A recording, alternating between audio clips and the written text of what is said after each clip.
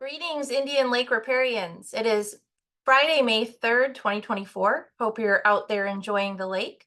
I just wanted to give a couple updates. I've been receiving a lot of phone calls from people asking about the current recommendations for managing the lake this year. And I just wanted to introduce you to some concepts here.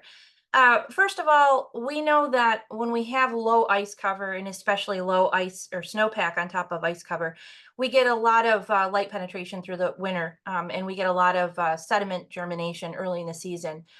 That has happened this year with curly leaf pondweed, which we expected would become a problem.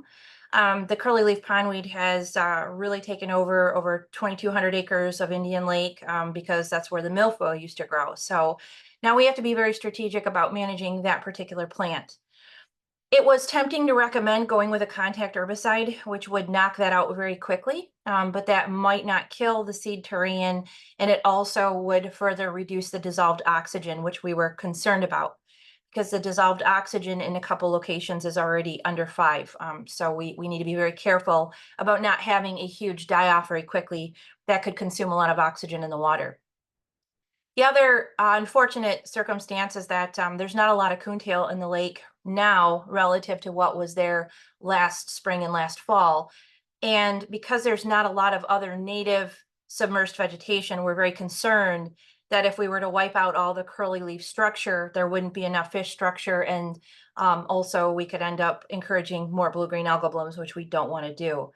So we made the decision to recommend mechanical removal or harvesting of most of the acreage of the curly leaf pondweed. They are going to leave areas that are sparse. So some A, B level curly leaf can stay there. It is a plant that naturally senesces in July. So we are going to see that natural process anyhow.